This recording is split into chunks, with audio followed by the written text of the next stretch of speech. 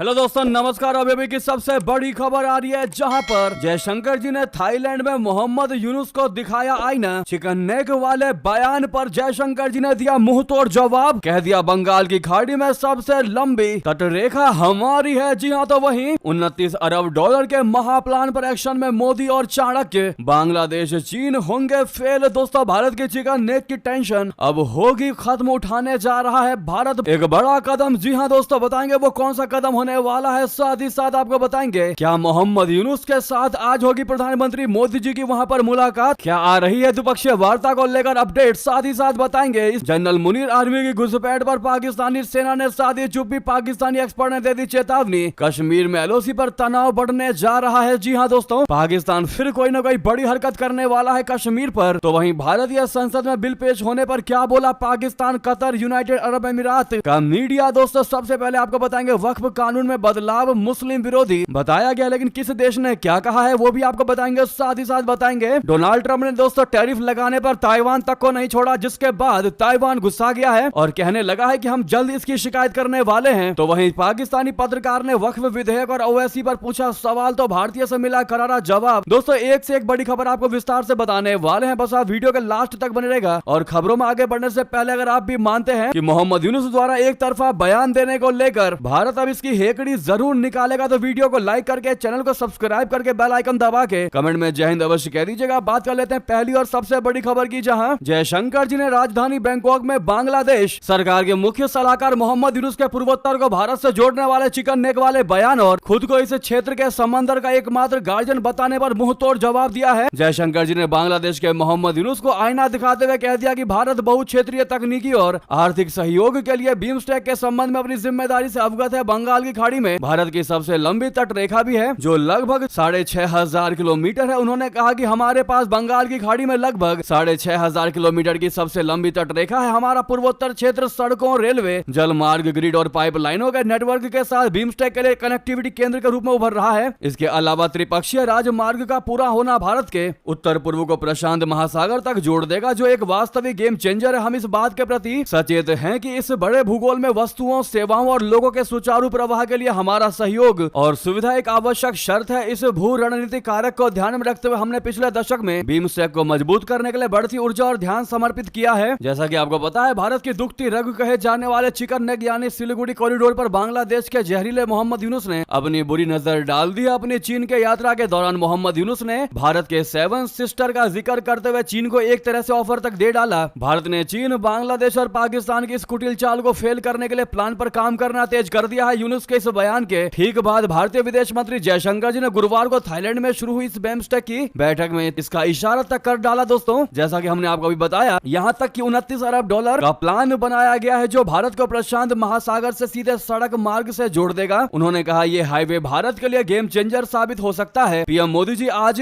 Thailand की PM पेइटोनगटान Shinawatra के साथ मुलाकात में दक्षिण पूर्वी एशियाई क्षेत्रों के इस महत्वाकांक्षी प्रोजेक्ट में शामिल होने के बारे में बात कर सकते हैं। ये पूरा हाईवे 87 किलोमीटर लंबा होगा और इसमें रेलवे लिंक भी होगा, जो पूरे मलय प्रायद्वीप, अंडमान सागर और थाईलैंड की खाड़ी को जोड़ेगा। इस पूरे लैंड ब्रिज प्रोजेक्ट पर 29 अरब डॉलर का खर्च आएगा। जी हाँ दोस्तों, थाईलैंड चाहता है कि भारत इस प्रोजेक्ट में शामिल हो, जिसमें शामिल होने का इरादा पहले ही चाइना दिखा चुका है। चीन को लग रहा है कि अगर वो इस हाईवे प्रोजेक्ट में शामिल होता है तो उसका मलक्का स्ट्रेट का संकट खत्म हो सकता है। चाइना को हमेशा से ही ये डर सताता रहा है कि युद्ध की स्थिति में भारत और अमेरिका उसे इंडोनेशिया के पास मलक्का स्ट्रेट में घेर सकते हैं, जहां उसका अरबों डॉलर का व्यापार होता है। इसी वजह से चाइना चाहता है कि उसे एक वैकल्पिक रास्ता भी मिले। प्रधानमंत्री मोदी जी बैंकॉक में पहुंचने के बाद पीएम शिनवात्रा से मुलाकात करेंगे। शुक्रवार को बंगाल की खाड़ी से लगे 7 बिम्स्टेक देशों की बैठक शुरू होने जा रही है। यानी कि दोस्तों, अगर थाईलैंड के लैंड ब्रिज प्रोजेक्ट में भारत शामिल होता है तो इससे जहां चीन का प्रभाव इस इलाके में कम होगा, वहीं भारत को मलक्का स्ट्रेट में जो बढ़त मिली हुई है वो भी बनी रहेगी। जी हाँ दोस्तों, अगर मोहम्मद यूनुस एक कदम आगे चल करके दर्शाने की कोशिश करेंगे कि वो भारत को धोखा देंगे, भारत से आगे निकलेंगे, तो भारत भी कहीं से कहीं तक बांग्लादेश को छोड़ने वाला नहीं है। दोस्तों, अब इस 87 किलोमीटर का लंबा हाईवे जो पूरे प्रायद्वीप, अंडमान सागर और थाईलैंड की खाड़ी को जोड़ेगा, वाकई में मोहम्मद यूनुस की उस बयान की हेकड़ी निकाल देगा। ऐसे में मोदी है तो मुमकिन है कहना मत भूलिएगा। दोस्तों, साथ ही साथ आपको बड़ी खबर बता दें, जब पीएम मोदी के थाईलैंड दौरे की बात ही हुई है तो वहां पर थाईलैंड पहुंचते ही पीएम मोदी जी का ऐसा स्वागत हुआ है कि देखकर हैरान रह गए बाकी नेता। फिर एक बार भारत की साख बढ़ती नजर आई है दोस्तों। भारत का एक एक नागरिक, हर एक भारतीय अपने आप को भारतीय होने पर गर्व करेगा। इस वेलकम को देखकर प्रवासी भारतीयों के बीच अपने पीएम को देखने के लिए गजब का उत्साह देखा गया। सभी मोदी मोदी के जोर जोर से नारे लगाते हुए दिखाई दिए। भारतीय समुदाय के लोगों ने पीएम के स्वागत में वंदे मातरम और भारत माता की जय के नारे लगाए। उनके स्वागत में कई रंगारंग कार्यक्रम की भी खूबसूरत तस्वीरें सामने आई, जिसमें गुजरात का फेमस गरबा नृत्य भी शामिल रहा। प्रधानमंत्री मोदी की एक झलक पाने के लिए लोग सड़कों के किनारे दिखाई दिए। महिलाओं ने खुश होकर पीएम मोदी से हाथ मिलाया और उनके प्रति आभार जताया। पीएम मोदी का प्रवासी भारतीयों से बातचीत का भी एक कार्यक्रम तय है। वहीं लोगों के हाथों में भारतीय तिरंगा दिखाई दिया। ऐसे में सबसे बड़ा सवाल दोस्तों यह है कि बिम्स्टेक शिखर सम्मेलन में क्या यूनुस से होगी मुलाकात पीएम नरेंद्र मोदी जी की? प्रधानमंत्री नरेंद्र मोदी जी और बांग्लादेश की अंतरिम सरकार के मुख्य सलाहकार मोहम्मद यूनुस के बीच पहली द्विपक्षीय वार्ताएं हो सकती हैं। रोहिंग्या और प्राथमिकता वाले मुद्दों पर मुख्य सलाहकार के उच्च प्रतिनिधि खलीलुर रहमान ने बुधवार को कहा कि बिम्स्टेक सदस्य देशों के नेता यूनुस के साथ भविष्य के कार्यों पर चर्चा करेंगे। एक प्रेस वार्ता को संबोधित करते हुए रहमान ने कहा कि हमने भारत से ये वार्ता आयोजित करने का अनुरोध किया है। इस बैठक के होने की पर्याप्त संभावनाएं हैं। अब देखना ये होगा दोस्तों क्या मुलाकात होती है, क्या बैठकें होती है, वो भी द्विपक्षीय बैठक होती है या नहीं होती। साथ ही साथ आपको बता दें, सुरक्षा बलों ने शुरू किया जम्मू और कश्मीर में तलाशी अभियान। इस जिले में छिपे बैठे हैं आतंकवादी। दोस्तों जम्मू कश्मीर के कठुआ में आतंकवादियों और सुरक्षा बलों के बीच मुठभेड़ हुई थी, जिस दौरान मौके पर से कुछ आतंकी भाग निकले थे। इन आतंकियों के बारे में सुरक्षा बलों को ताजा इनपुट मिली है, जिसके बाद मजालता क्षेत्र में सर्च ऑपरेशन शुरू किया गया है। जानकारी के मुताबिक सुरक्षा बलों को खुफिया इनपुट मिली थी कि जो आतंकी बिलावर से भागे थे वे मजालता क्षेत्र में घुसे हैं। इस दौरान उधमपुर की मजालता के निकट चौरापुंज में एक घर में रात को आतंकी आए और खाना खाया। सुबह परिवार ने सुरक्षा बलों को जानकारी दी। इसी इनपुट के आधार पर सुरक्षा बलों ने पूरे इलाके को घेराबंदी कर दी है और सर्च ऑपरेशन शुरू कर दिया है। बताया जा रहा है कि उक्त आतंकी बिलावर से भागकर यहां आ पहुंचे हैं। उनका इरादा डोडा किश्तवाड़ से होते हुए कश्मीर जाने का है ताकि वहां से सीमा पार कर फरार हो सके। तो वहीं दोस्तों जनरल मुनीर आर्मी की घुसपैठ पर पाकिस्तानी सेना ने साधी चुप्पी। तो पाकिस्तानी एक्सपर्ट ने दे दी बड़ी चेतावनी। दरअसल भारतीय सेना ने कहा है कि इस मंगलवार को पाकिस्तानी सैनिकों ने नियंत्रण रेखा यानी एलओसी के पास कृष्णा घाटी सेक्टर में घुसपैठ की कोशिश की। इस दौरान सीमा पर घुसपैठ रोधी बारूदी सुरंग में विस्फोट हुआ और कई पाकिस्तानी जवानों की जानें चली गई। भारत की ओर से दावा किया गया है कि पाकिस्तान ने संघर्ष विराम का उल्लंघन किया है। वहीं पाकिस्तान ने इस पर चुप्पी साध रखी है। इस मुद्दे पर पाकिस्तान के राजनीतिक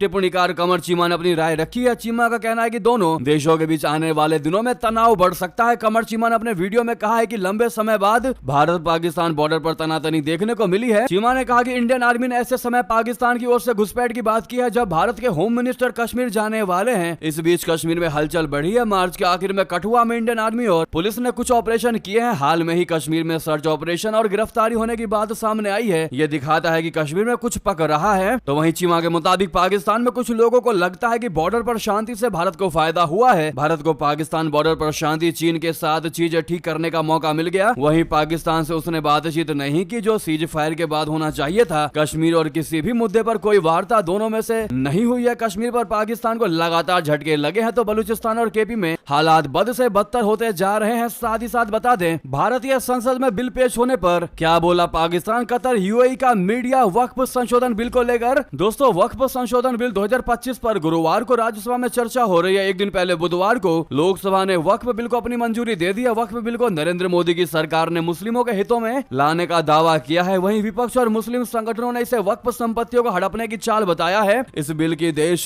के साथ साथ विदेशों में चर्चा है। कई मुस्लिम देशों की मीडिया ने वक्फ बिल के भारतीय संसद में पेश किए जाने और इस पर चर्चा को जगह दे दी है। पाकिस्तान से लेकर अरब देशों तक की मीडिया इस बिल पर नजर रख रही है। पाकिस्तान की वेबसाइट जियो न्यूज ने अपनी रिपोर्ट में कहा है कि भारत सरकार वक्फ कानून में बदलाव कर रही है। इससे वक्फ की जमीन के प्रबंधन में बड़ा बदलाव आएगा। इससे सरकार और अल्पसंख्यक मुसलमानों के बीच तनाव बढ़ने की संभावनाएं हैं। रिपोर्ट्स कहती है कि नरेंद्र मोदी की सरकार ने वक्फ संशोधन विधेयक में केंद्रीय वक्फ परिषद और वक्फ बोर्डों में गैर मुस्लिम सदस्यों को शामिल करने का प्रस्ताव है। ये सरकार को विवादित वक्फ संपत्तियों के स्वामित्व का निर्धारित करने में सक्षम बनाएगा। विपक्षी सांसद और इस्लामी समूहों ने इसे मुसलमानों के स्वामित्व वाली संपत्तियों को संविधान के तहत उनके संपत्ति अधिकारों को कमजोर करने की योजना के रूप में देखा है। कतर से चलने वाले खाड़ी देशों के बड़े मीडिया नेटवर्क अल जजीरा ने वक्फ बिल को विवादित बताया है। अल जजीरा की रिपोर्ट कहती है कि लोकसभा में नरेंद्र मोदी सरकार की ओर से पेश किए गए एक विवादास्पद विधेयक को मंजूरी मिल गई है। इस बिल में 14 अरब डॉलर से ज्यादा कीमत वाली मुस्लिम संपत्तियों से जुड़े कानूनों में संशोधन करने का प्रावधान है। तो वहीं यूएई के गल्फ न्यूज ने वक्फ बिल पर लोकसभा में करीब 12 घंटे तक चली बहस का जिक्र किया। गल्फ न्यूज ने केंद्रीय केंद्रीय संसदीय कार्य मंत्री किरेन रिजिजू के उस बयान का जिक्र किया जिसमें उन्होंने मुस्लिम समुदाय को निशाना बनाने के आरोपों को खारिज किया है। गल्फ न्यूज ने ऑल इंडिया सूफी सज्जादानशीन काउंसिल के अध्यक्ष सैयद नशीरुद्दीन चिश्ती का भी जिक्र किया। उन्होंने कहा है कि ये विधेयक मुस्लिमों की धार्मिक संपत्तियों को जब्त करने के लिए है। रिपोर्ट समाजवादी पार्टी के अध्यक्ष अखिलेश यादव, कांग्रेसी नेता राशिद अलवी समेत कई नेताओं के बयानों का जिक्र है। दोस्तों साथ ही साथ आपको बता दें, क्या पाकिस्तानी परमाणु बम पर होने जा रहा है हमला। दिल्ली में पाकिस्तान के पूर्व उच्चायुक्त का सबसे बड़ा दावा।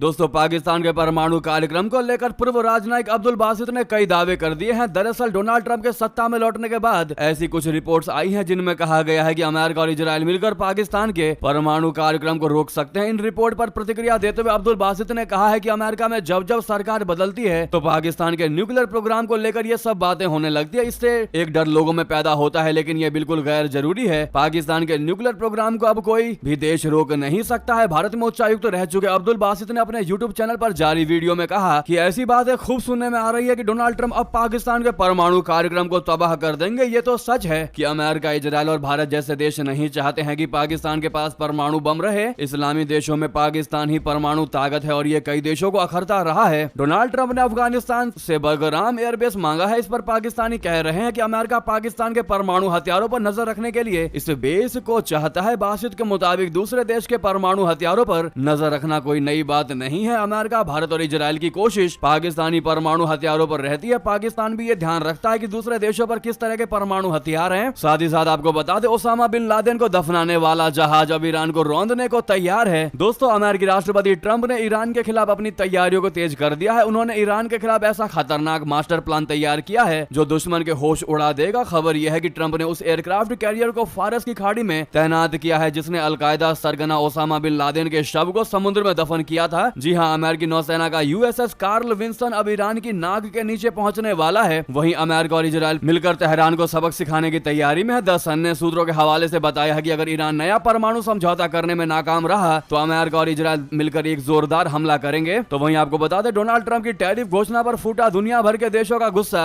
अमेरिका के लोगों को चुकानी होगी इसकी बड़ी कीमत। दोस्तों अमेरिकी राष्ट्रपति ट्रंप ने गुरुवार को एक बड़ा कदम उठाया जिसकी वो पहले से ही चेतावनी दे रहे थे। उन्होंने दुनिया भर के कई देशों जिनमें भारत भी शामिल है उन पर नए टैक्स यानी टैरिफ लगाने की घोषणा कर दी। ट्रंप के इस फैसले से व्यापार युद्ध छिड़ने की आशंका बढ़ गई है। व्हाइट हाउस के रोज गार्डन में बोलते हुए ट्रंप ने बुधवार को कहा है कि यह अमेरिका के लिए स्वतंत्रता की घोषणा है। उन्होंने बताया कि अब न्यूनतम 10% का नया टैक्स लगाया जाएगा। ट्रंप ने अपने नए टैक्स यानी टैरिफ का ऐलान करते हुए दोस्तों और दुश्मनों सभी देशों को इसमें शामिल कर लिया है। इस फैसले से अमेरिका के व्यापारिक साझेदार नाराज हो चुके हैं और उन्होंने जवाब देने की बात कही है। अगर पहले बात करें ऑस्ट्रेलिया के प्रधानमंत्री एंथनी अल्बनीज की, तो उन्होंने इस पर प्रतिक्रिया देते हुए कहा कि ऐसा कोई दोस्त नहीं करता। खासकर ऑस्ट्रेलिया से बीफ आयात पर लगाए गए सख्त नियमों पर नाराजगी जताते हुए उन्होंने कहा कि इस गलत फैसले की भारी भरकम कीमत अमेरिकी लोगों को चुकानी पड़ेगी। तो वहीं कनाडा के प्रधानमंत्री मार्क कार्नी ने टैरिफ के खिलाफ लड़ने का संकल्प लिया। उन्होंने कहा यह फैसला वैश्विक व्यापार प्रणाली को पूरी तरह बदल सकता है। कार्नी ने इसके जवाब में जरूरी कदम उठाने की बात कही। वहीं ब्रिटेन के प्रधानमंत्री कीर स्टारमर ने ट्रंप के नए टैरिफ पर कड़ी प्रतिक्रिया देते हुए कहा कि व्यापार युद्ध किसी के फायदे में नहीं है। संसद में बोलते हुए उन्होंने बताया कि उनकी सरकार हर परिस्थिति के लिए तैयार है और कोई भी विकल्प खारिज नहीं किया जाएगा। जी हां दोस्तों, तो वहीं जॉर्जिया मेलोनी ने ट्रंप के इस व्यापार युद्ध को रोकने के लिए ट्रंप के साथ मिलकर काम करने की बात कही। उन्होंने कहा कि उनकी सरकार अमेरिका के साथ किसी समझौते पर पहुंचने के लिए पूरी कोशिश करेगी ताकि व्यापार युद्ध से बचा जा सके। उनका मानना है कि ऐसा युद्ध पश्चिमी देशों को कमजोर करेगा और अन्य वैश्विक शक्तियों को फायदा पहुंचाएगा। तो वहीं दोस्तों ताइवान भी भड़कते हुए कह रहा है कि हम इसकी शिकायत जल्द करेंगे। ताइवान ने अमेरिकी राष्ट्रपति डोनाल्ड ट्रंप की ओर से 32% टैरिफ लगाए जाने पर प्रतिक्रिया दी। ताइवान ने इसे पूरी तरह से गलत और बेहद ही अफसोसजनक बताया है। साथ ही कहा है कि वो इसको लेकर अमेरिका के सामने शिकायत दर्ज करेगा। ताइवान कैबिनेट प्रवक्ता ली हुई ची ने एक ऑफिशियल न्यूज प्रेस रिलीज में कहा कि प्रस्तावित टैक्स रेट ताइवान और संयुक्त राज्य अमेरिका के बीच वास्तविक आर्थिक और व्यापार स्थिति को नुकसान पहुंचाएगी। ये ताइवान के लिए गलत है। ताइवान ने अमेरिका में निवेश बढ़ाने, अमेरिकी ऊर्जा की अधिक खरीद और अधिक रक्षा खर्च का वादा करके ट्रंप के टैरिफ से बचने की कोशिश की थी, लेकिन रातों रात घोषित किए गए ट्रंप के व्यापक नए टैरिफ में ताइवान के इंपोर्ट पर 32% का भारी टैक्स शामिल करने के फैसले को गलत बताया है। जी हां दोस्तों, तो वहीं सबसे बड़ी बात, डोनाल्ड ट्रंप के इस टैरिफ अटैक से इजराइल भी चारों खाने चित हो गया, जो कि उसका बेहतरीन दोस्त माना जाता है। जब टैरिफ का ट्रंप ने ऐलान किया तो इजराइल की बेंजामिन नेतन्याहू सरकार पूरी तरह से आश्वस्त थी कि उन पर किसी तरह का शुल्क नहीं लगाया जाएगा, लेकिन ऐसा नहीं हुआ। इजरायली अधिकारियों का कहना है कि हम ट्रंप की घोषणा से स्तब्ध हैं। इजराइल ने बयान में अमेरिका और इसके 40 साल पुराने मुक्त व्यापार का भी हवाला दिया। इसी बीच दोस्तों, जब इजराइल तक को नहीं छोड़ा ट्रंप ने, तो आप किसी और की उम्मीद क्या ही कर सकते हैं। बहरहाल अब देखना ये होगा कि पूरी दुनिया एक तरफ और अमेरिका एक तरफ रहने वाला है और उसका जोरदार जवाब ट्रंप को जरूर मिलेगा। उन्होंने वाकई में दोस्तों ट्रेड वॉर करके बड़ा ही विचित्र कदम उठाया है, जिसका खामियाजा खुद अमेरिकी लोगों को भुगतना पड़ सकता है। इस पर आपकी जो भी राय हो दोस्तों, लेकिन ये थी अभी की सारी बड़ी खबरें कैसी लगी कमेंट में बताना बिल्कुल मत भूलिएगा। साथ ही इस वीडियो को लाइक करके चैनल को सब्सक्राइब करके बेल आइकन दबा के जय हिंद कह दीजिएगा। मिलता है अगली बड़ी खबर में। बहुत बहुत धन्यवाद, बहुत बहुत आभार। जय हिंद, जय भारत।